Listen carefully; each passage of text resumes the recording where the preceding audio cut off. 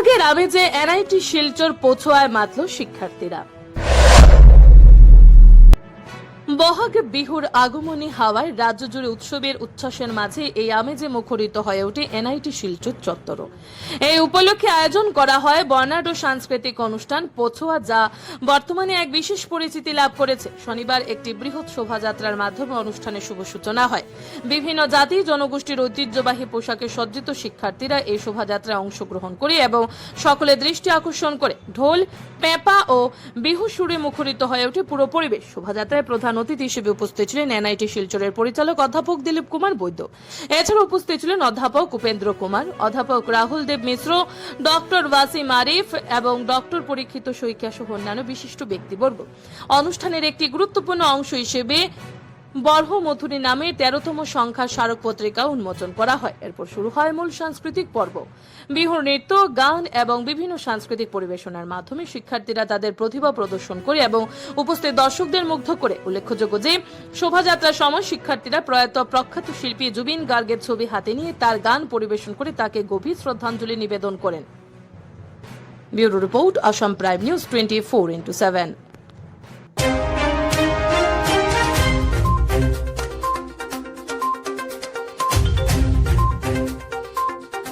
সকলোকে প্ৰথমতে আগন্তুক ৰঙালী বিহুৰ শুভেচ্ছা জ্ঞাপন কৰিলোঁ। আমি সকলো জানো যে আমি সকলো এতিয়া ঘৰৰ পৰা বহুত দূৰত, তথাপিও আমি নিজৰ সংস্কৃতি সাহিত্যক আমি ৰক্ষা কৰিবলৈ আমি পছুৱা হিচাপে আমি ন্যূনতম আমি যিমানখিনি পাৰোঁ সেইখিনি আমি সদায় কৰিবলৈ আমি আগ্ৰহ আৰু সদায় কৰি থাকিম। তাতে আজিৰ যি পবিত্ৰ অনুষ্ঠান, সেই অনুষ্ঠানত এখনি মানে কিতাপ আমি সম্পাদনা কৰি উলিয়াইছোঁ, যাক বৰহমথুৰী নামেৰে আমি নামাকৰণ কৰিছোঁ। আৰু সকলোলৈকে যিসকলে ইয়াতে ধুনীয়াকৈ নিজৰ নিজৰ অব্যয় লিখনিৰে ইয়াতে সকলো উপস্থাপন কৰিলে, সকলোকে ইয়াৰ পাছতে মই ধন্যবাদ জ্ঞাপন কৰিছোঁ। লগতে গোটেই পছুৱা টীমক আৰু সকলো আমাৰ অভিভাৱক অভিভাৱিকাসকল আৰু আমাৰ ছাৰ বাইদেউসকল সকলোকে আমি এই পাতে ধন্যবাদ জ্ঞাপন কৰিছোঁ। তাকে জয়টো পছুৱা। আজি আমাৰ পছুৱা 2012 চনৰ পৰা পছুৱা এনআইটিৰ বাকৰিত আমি প্ৰত্যেকবাৰ পালন কৰি আহিছোঁ। বসন্তৰ ৰঙালী উৎসৱ, তাৰ আগে আগে আমি পছুৱা নামাকৰণে এই বিহুটিক আমি আদৰণি লওঁ। নতুন বৰ্ষত সকলো ল'ৰা ছোৱালী ইয়াত থাকে। ইয়াৰ অকল অসমৰ বুলি নহয়, গোটেই ভাৰতবৰ্ষৰ তথা বাহিৰৰ দেশৰ ল'ৰা ছোৱালীয়েও অংশগ্ৰহণ কৰে আৰু তাহাঁতৰ নিজৰ নিজৰ সংস্কৃতি ইয়াক উপস্থাপন কৰে। গতিকে এইটা এটা অনৈক্যৰ মাজত ঐক্য। গতিকে আমি গোটেই অসমীয়া সংস্কৃতিয়ে নিজৰ সংস্কৃতি আমি ইয়াক প্ৰচলিত কৰিছোঁ। বিহু বুলি ক'লে আমাৰ যিটো উৎসৱ, যিটো মেৰুদণ্ড অসমীয়াৰ, সেই মেৰুদণ্ড বিহু আমি ইয়াত গোটেই ল'ৰা ছোৱালীৰ মাজত, দেশ বিদেশৰ গোটেই ল'ৰা ছোৱালীৰ মাজত আমি প্ৰচাৰিত কৰাৰ কাৰণে আমি আহ্বান জনাইছোঁ। এই সাংস্কৃতিক অনুষ্ঠান আমি আগন্তুক গোটেই ল'ৰা ছোৱালীৰ সহযোগিত পালন কৰি আহিছোঁ। গতিকে এই পছুৱা নামত যিখিনি আমাৰ গোটেই ল'ৰা ছোৱালীৰ ছাত্ৰ ছাত্ৰীৰ লগতে আমাৰ যিবিলাক ফেকাল্টি আছে, গোটেই ল'ৰা ছোৱালীবিলাক ইয়াত অংশগ্ৰহণ কৰে আৰু অংশগ্ৰহণ কৰাৰ লগে লগে এই গোটেই দিনটো দিনজোৰা কাৰ্যসূচীৰে আমি বিভিন্ন কাৰ্যসূচীৰে আমি ইয়াত পছুৱাটো পালন কৰি আহিছোঁ। জুবিনদা অবিহনে আমাৰ বিহু সঁচাকৈ ৰঙালীটো কঙালী হ'ব ধৰিছে। কিন্তু তথাপিও জুবিনদা নহ'লেও আমি জুবিনদাৰ স্মৰণত আমি ইয়াত নানান ধৰণৰ জুবিনদাৰ যিটো ফটো প্লাছ জুবিনদাৰ স্মৰণত যিমানখিনি আমি গান প্লাছ তেওঁৰ প্ৰতিভা যিবিলাক আছে, সেই প্ৰতিভাবিলাক ইয়াত উপস্থাপন কৰিবৰ কাৰণে ৰক্ষা কৰিম। আৰু সেইটোৱে জুবিনদাই দি যোৱা অসমীয়া সংস্কৃতিৰ যিটো পৰম্পৰা আমি সদায় অটুট ৰাখিবলৈ চেষ্টা কৰিম।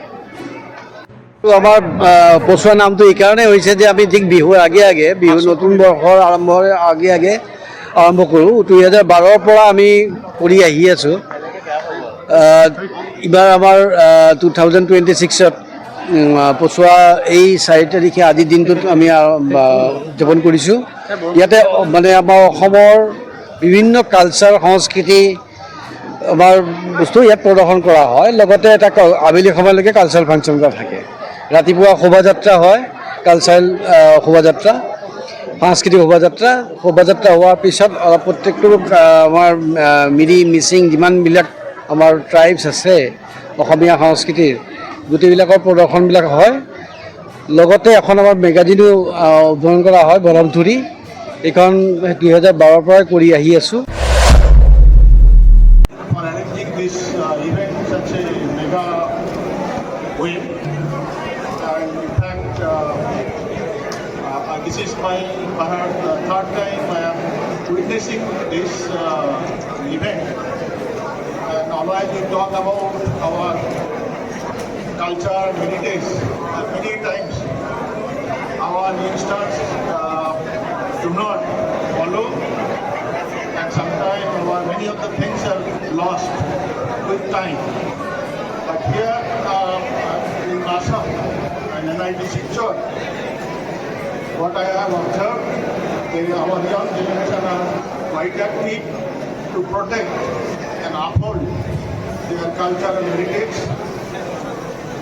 I am very, very thankful to the entire student community to celebrate this Poshua in a big way. I wish you all the best. Thank you.